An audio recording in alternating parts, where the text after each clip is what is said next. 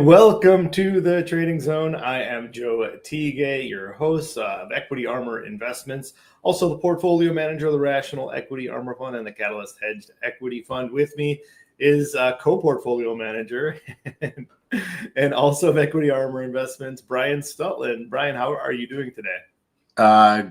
Great. We got a new week ahead here. Gold ramping higher, up almost 3% today. Markets obviously had a very volatile session on Friday with concerns about where the China-U.S. trade negotiations are going. And so we've had a lot of back and forth actions. The market is up as well today. So we're going to be discussing all that and obviously some pretty big, huge volatility swings, especially in the VIX. First segment of the show here, we'd like to get into just what we're talking about here on volatility. Here at Equity Armor Investments, we're both former traders on the floor trading VIX options. So our specialty is talking volatility. And in fact, you look at this and yes, Joe, we've been talking about this for a while. It had been too long since we had seen a VIX spike, and the day was probably coming to reckon. As you see, every few months we get this spike.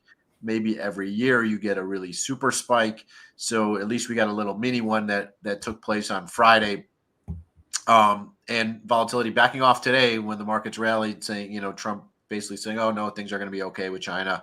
I'm not too certain about that. We'll see how this plays out. China never goes quite that quiet. So, what are your thoughts, Joe, here on what we saw on Friday's VIX spike? Yeah, like you said, this had been coiling for some time. We've been saying, hey, it's been a long time since we put a new arrow on this chart. Finally got it, of course. A big rebound today. We'll see if that holds. Maybe it's going to come down to the bank earnings tomorrow, Brian. We're going to get some bank earnings. We don't have economic data because, by the way, through all this, the government's been shut down. Nobody seems to care about that. But maybe these banks will tell us how the economy is looking because we don't have the data coming from the government. Yeah, it's crazy. I mean, just nobody cares. The government shut down. It just seems like there's no talk about it, whether it's going to sort of complete itself, figure itself out. But certainly, my thought on that, Brian, is that historically it's just okay. It shuts down for a week, 2 weeks, maybe 3 weeks would be really long, but we'll get back. No big deal. And the market's kind of pricing in that it's going to be reopened shortly.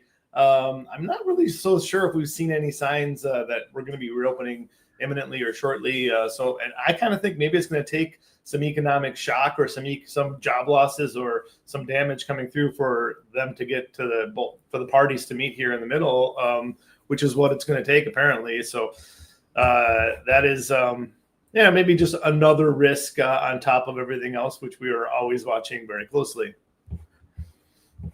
Yeah, and as we look here, that's kind of interesting here, the MOVE index, because we've been talking about this with bond volatility, and we finally saw an uptick here in the MOVE index. And so certainly that has some ramifications on how people value stocks. We've talked about the lower the MOVE index goes, the higher valuations on stocks can go because there's just more liquidity in the system. And if we get a little carpet shakeout, do you see it going anywhere further higher, or is this a one-day blip out shake? Just, another thing to be watching here, it is interesting to see that it's still kind of higher today, even though volatility in the rest of the market is lower. But yes, this was a big rebound higher. There's no question about it. But boy, we are still much lower than where we were early in the year. It doesn't kind of look like the VIX chart where we were like flat and then went higher.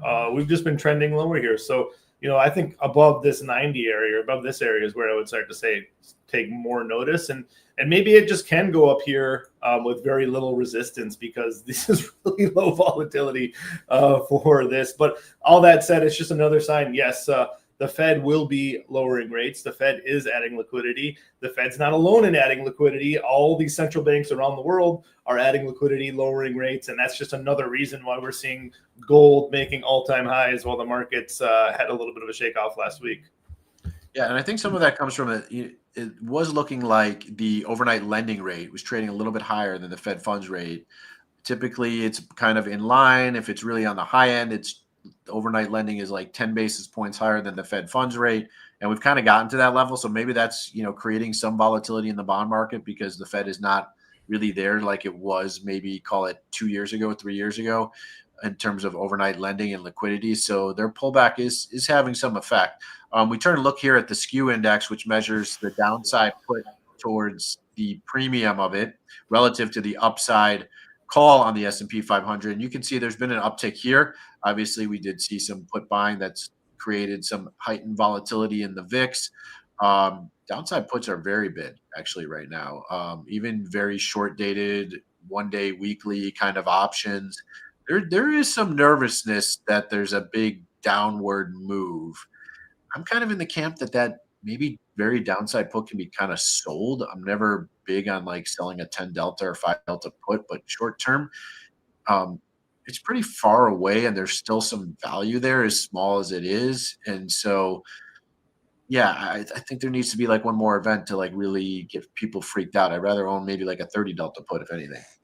Yeah, I think, and we're kind of in the stage where there need to be more of like a credit risk or something to see this volatility pick up anymore, or a bigger reason for people to start selling stocks than they already have. If we do continue to have a little bit of a meltdown, if we are just kind of at like the top of the market and just going to melt down just a little bit, 10% type of a sell-off, volatility might be appropriately priced for that. And be hard to go higher. We're going to need some sort of like contagion or reason for the things to pile up on top of each other. It could be the economic shutdown. It could be a tariff thing. So the risks are there, but we have not seen it yet.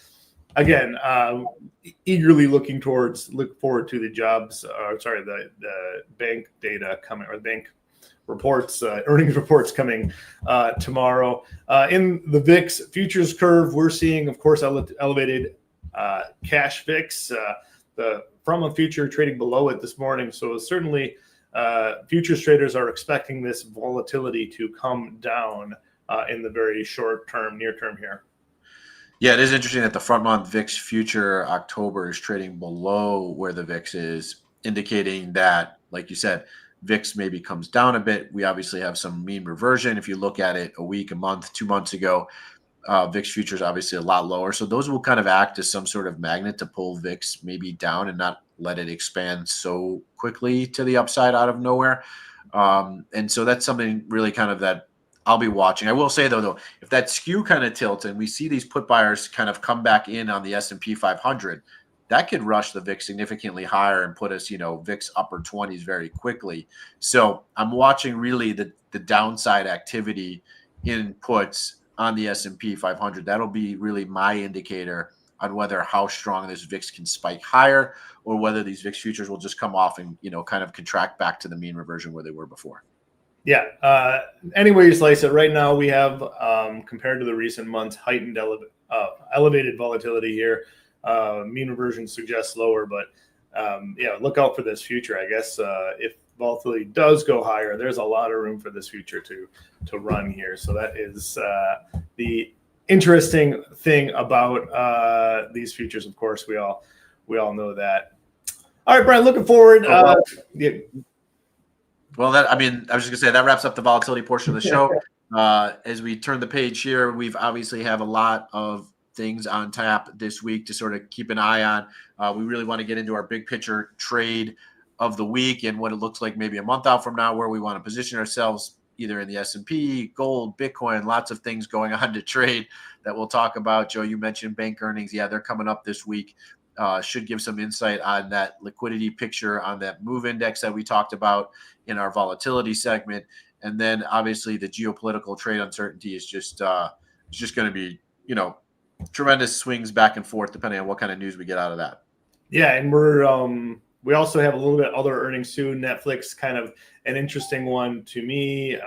How is the consumer discretionary spending going out there? Are they just the most inelastic good where it doesn't matter what price it is, people will still pay for their Netflix? I think they might be. It's becoming an essential, just like gas and electric and water and Netflix. It's just a utility people have to have in their homes. So today, getting a great bounce back in the market. Big sell-off, as we know, happening on Friday. It happened across the board. Nowhere was free to hide. You had the NASDAQ, of course, having a big sell-off. just massive sell-off in the semiconductor index, really strong pullback. Of course, the Mag 7 experienced it too. And we're having a great rebound today, but for me, it's just kind of like the magical spot right here. Yes, we're rebounding here, but is it just a little bit of a dead cat bounce where we're going to see this disastrous bank numbers or data tomorrow? Going to realize this economy looks really weak. That's why the Fed's cutting rates. Tariffs are really crushing companies, and they're not able to pass this tax on. Really big questions here coming with earnings coming up in the short term.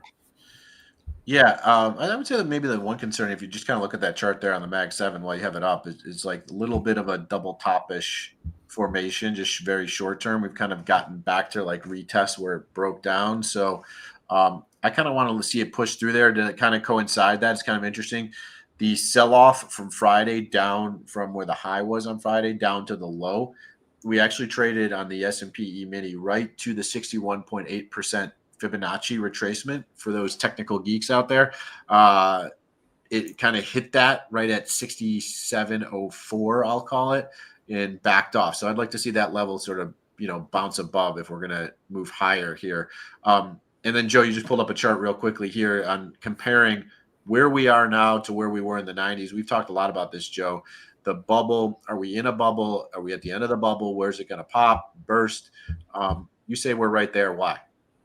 Yeah, remember this chart is coming off of like when the Fed started their easing cycle. I'm saying a lot of this bubble action is happening because of the liquidity and easy money coming from central banks, most importantly, the U.S. Central Bank, the Federal Reserve Bank. And yeah, the Fed cut rates in 95, cut rates last September in 2024. And we're right here. This was a huge, of course, rally. We had lots of, divots here in the 90s we need to remember. So if we do have a 5-10% pullback, it's not really the end of the world or the end of the rally. And at some point in this rally, it's very possible we could get a huge inflush of cash coming in here from central banks around the world. This happened, of course, in the 90s with the Asian debt crisis, the Russian debt crisis. We cut rates again. The world just flooded cash, fiat onto the system. And yeah, we saw this. So that's certainly possible. Maybe it's not necessarily going to time up perfectly with this. It's very unlikely that it will, of course. But I think anytime we're adding liquidity onto the system, we're just going to see this fuel to the upside. And of course, people out there were saying, hey, we're watching gold, by the way, which we're going to get to in just a second here, Brian. People out there were watching Bitcoin and saying, hey, I want to play this anti-fiat narrative. I want to get in on this game. And you're probably going to be right in the long run if you're holding Bitcoin. But what you don't want to do, which is what a lot of traders got suckered into last week, was have some leverage on and putting on more than they can hold on Bitcoin. And we saw a lot of people blowing out on Friday on just like one big sell order. A lot of trades flush through the system. A lot of alts got hammered through. So leverage is going to be the way if you buy and hold Bitcoin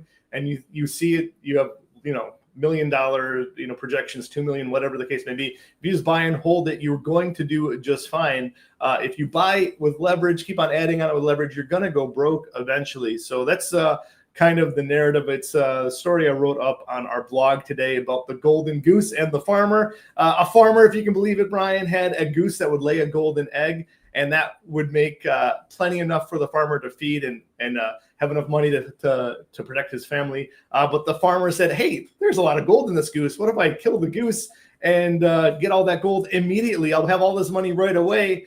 That's kind of what leverage trading is. So, of course, the farmer killed the goose. There was no gold in the goose. And instead of having a golden egg every day, he had nothing. So that's kind of the story with leverage. I don't want to jump all in, put all my cards on the table just for one event. I just want to let it play out slowly.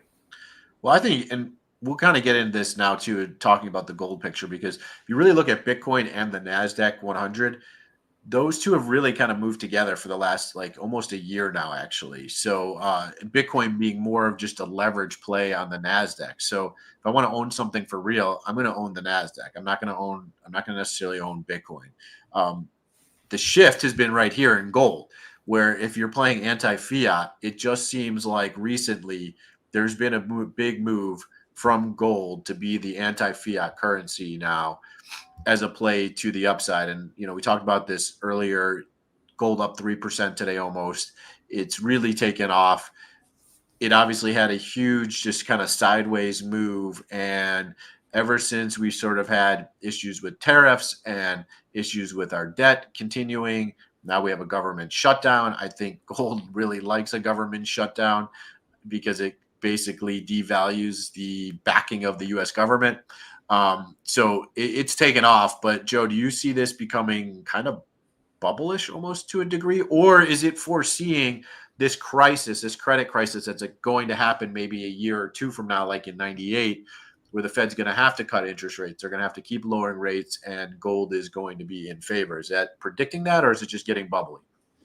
Well, at some point it's going to pull back. It is rising super quickly. And remember, I think the problem with gold is that, it's beautiful. It's nice to hold. It's a great store of value, but you can't really do much with it. Yeah, maybe a little bit of cosmetic use, but it doesn't have any practical use. And I think at some point, if there is like an economic slowdown, people will have to raise cash and get cash to do things that they need. So that's really been kind of my one problem with it, because we're not really. Yes, I am expecting to see like the central banks start to prop up all assets, but you're not really seeing that across the board. Of course, we've been talking about oil a lot lately, but we're not really seeing all assets being propped up. We're not really seeing a full-on crack up boom. This is kind of looking a little bit more and more like a bubble to me. And people are just kind of looking out, and here's like a 5-year chart of gold, of course. People are just kind of looking out and saying, I don't want to necessarily own asset prices at these PE ratios. I'd rather have my money in a safe harbor. I don't want to own cash because we know that's being devalued. I want to stick it into gold at some point. And the thing about bubbles is and markets, they are more often than not irrational than you can remain solvent. So at some point this will crack. Maybe this will go on a lot longer before it does pop, but this absolutely is looking like a bubble formation to me. Yeah, I mean, that move is insane, really, when you think about it. Like 2024, gold was sitting near 2000. And then just 2 years, it's basically doubled. I guess, I mean, does it mean that the US dollar is just continuing to weaken? Is our debt too much? Like that's pushing gold this significantly higher? Are interest rates too low and inflation is real? And that's why gold is so high? There's definitely some validity to that, in my opinion, that's a reason to push gold higher. But to be 100% higher in 2 years on something that's just a means of transacting, I don't know, whatever. And by the way, we've been bullish on gold for a very long time. I'm not saying it's going to turn around right here. I'm very cautious right here, though. It's not a position I'd be adding extra to. If I had a 3% to my portfolio allocation, I'd be trimming it here, saying, hey, I want to get back down to 3% because this is a little bit lofty. That said, again, I'm not saying it's going to turn around here. It could absolutely continue higher for a lot more. But yes, you mentioned the dollars going down in value, but the dollar is measured against other currencies, and all those other currencies are also going down in value. So it's just like kind of a race to the bottom. What do I want to own? Gold is the answer for a lot of people who are not looking for risk. I think you will see this cash or this proceeds here be pushed back into high risk equities, back into the big cap tech once this kind of peaks out, and maybe start to see some consolidation here in gold. Yeah, I would say, I mean, unless there's some catastrophe coming, like a year down the road, like a '98 kind of credit crisis scenario, it seems a little overdone. We did on the breakout up from 3,500 to 4,000. We did actually add this to our model portfolios that we do for individuals. Joe and I, we manage individual client money here at Equity Armor Investments, and so we did add that into the portfolio on a momentum breakout, but now the move seems a little bit too much. We may ease back on it. I'm not taking it off the table today because I don't want to like run in front of a freight train here, but it probably seems maybe prudent to back it back out of our our models, or like Joe said, dial it down. We take a look at crude here. Obviously, great news coming out of the Middle East, with at least some peace talks occurring, hostages being returned to Israel. So a great day for that country to get their people back. Such an unfortunate event that took place almost 2 years ago now. I think it's actually over 2 years ago. Region, the big oil producing region in general, it's better prospects for peace with Iran at this moment too. Less likely to be fighting them at this point. So yeah, I do think that plays into the big picture. Of course, closer relationships with the U.S. and Saudi Arabia and this area. So yeah, I think this all plays into why oil is not running away. But it might also be, we should expect oil to be higher with the inflation. It might be the economy is not as strong globally as we thought. So that's another potential just nugget out there. We'll be watching closely, of course. Yeah. All right. Well, that wraps up kind of our big picture part of the show here. I want to get into our trade of the week. Joe, you have the trade going this week. A couple different ideas. We've been pretty hot lately. So yeah, we've been in fuego lately, Brian. Had a couple of Oracle trades. This was last week's Oracle trade. Real quick, I thought Oracle's price action last week was just phenomenal. The market was collapsing. Oracle hung in there. It looks to me like it wants to come a little bit higher. I said maybe a potential possibility last week, Brian, was to come right back up here to this 340 area and then do something like that before going higher. That's why my last week's trade design was this leverage long Oracle. We sold this December 282.40 put spread. We bought the 300-340 call spread. We got to collect 30 cents last week. Today, this morning, it is $6. So a great trade on that front. Really loving that action. Want to look at something we talked about last week was AMD. Now, at the start of last week, everything was rosy-dozy for the semiconductor stocks. AMD was leading the market higher with the big OpenAI deal. And what did I say then, Brian? Just like on the Oracle news with OpenAI, don't go and buy this rally here. Wait for the pullback. Got a great pullback on Friday. I'm ready to buy AMD, by the way. So let's jump into it. What do you say? Yeah, I mean, it's shaping out very similar move like Oracle, like a big gap, huge, massive gap up on earnings or deals being made, an influx basically of more new revenue coming in. And this looks a lot similar to the Oracle trade, right? Where you're going to sell a put, maybe buy, finance that to buy a call spread after it's baked off from its highs, pick some levels where you're like, okay, I'm comfortable owning the stock down at some levels here. So what do those strikes look out? You look at the technicals there, 240 on the upside, 180 on the downside as support. You nailed it. Yeah, that's exactly what I'm looking at here, Brian. We dip back down to 185. I am saying, hey, this is a buy. Absolutely huge run up here. I don't think this was unfounded, this run up. I really love the comments from the CEO. She was saying, we're just scratching the tip of the iceberg of what is going to be demanded in the next 2-3 years. I think that's phenomenal news. I think this chip market is expanding out beyond NVIDIA. I think it's just great for everybody involved. So bottom line is, yes, if we do pull back here in the short term, I 100% want to own AMD. And I think we're going to see something similar to Oracle, where we're going to trade back up and test this level. That is exactly why the trade of the week is as follows. So the December 19th expiration 185 put, buy the 220-240 call spread, very close at the money there, and I will collect 30 cents. You like that 30 cent number there? I thought you were going to go with something that's 67 cents, 6-7. Isn't this our 67th show at Equity Armor here with Tradier? So I thought you might play the numbers there, but we'll go back to the well, and that collection of 30 cents worked well for Oracle. I think it'll work well again. Thanks everybody for tuning in this week. Wait, there's more. Don't you want more? There's a bonus trade. Oh, there's a bonus trade. I didn't know we had a bonus trade. There's a bonus trade. Hold on. We're coming back here. There's two trades today. Going back to the theme here, if Oracle is going to be having these data centers, if AMD is going to be selling these chips, one thing that has been missing is, wait a minute, if all these data centers are coming online, we're going to need some power to go along with it. One company already with deals with Meta, already with major deals out there to supply these mega data centers, which are coming online, is Constellation Energy. They're kind of high beta utility, if you will, which means very high volatility for a utility company. But for me, there's no question we're going to need power. Even if they don't get new deals, they're still going to be just fine over the short term. But I think given the high level of volatility, given the fact that I expect the market to continue to go higher, and I also think that 400 is going to be an area which we're going to might stick around here. Given that little tidbit of information, can you guess where I'm leaning here on my trade?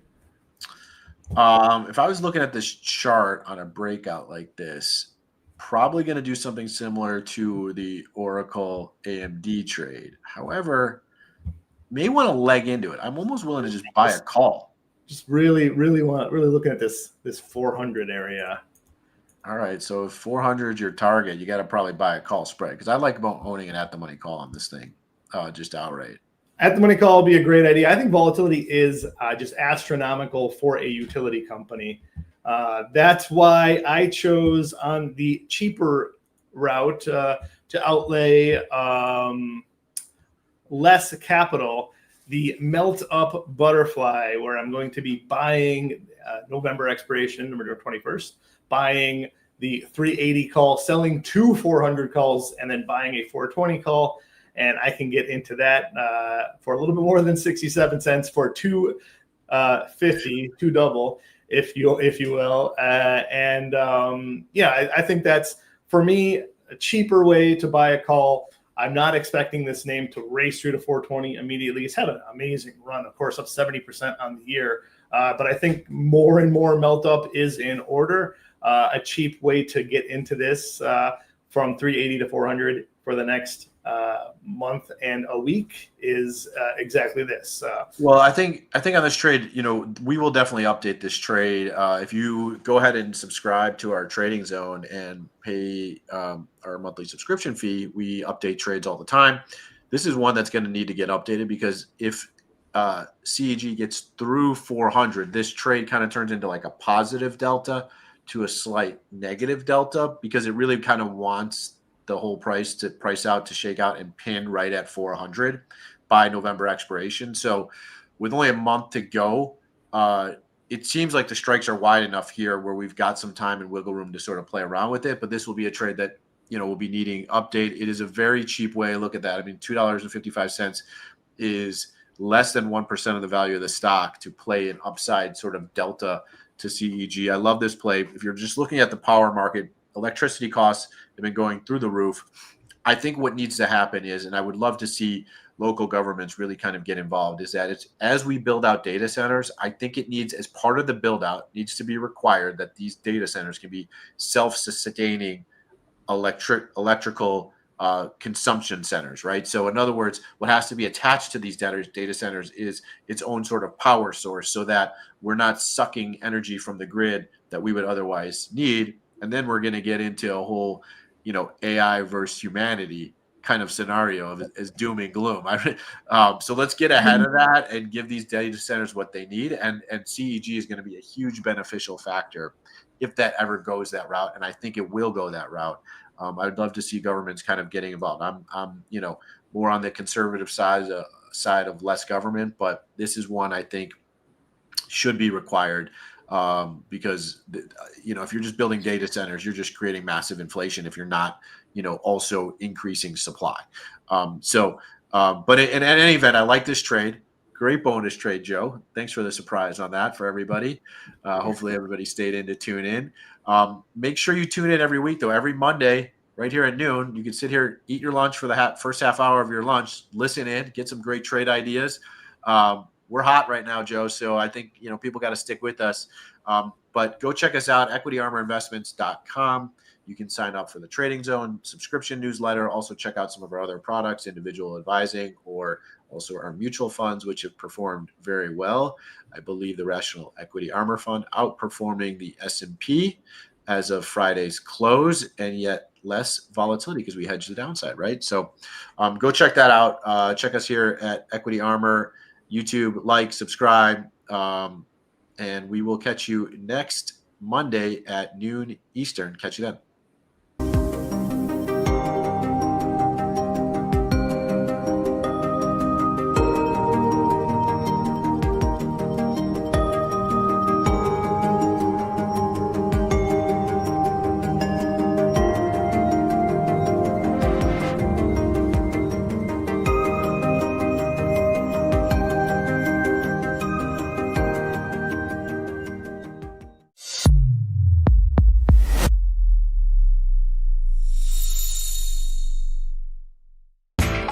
You know how the financial world goes. Here comes the buzzkill.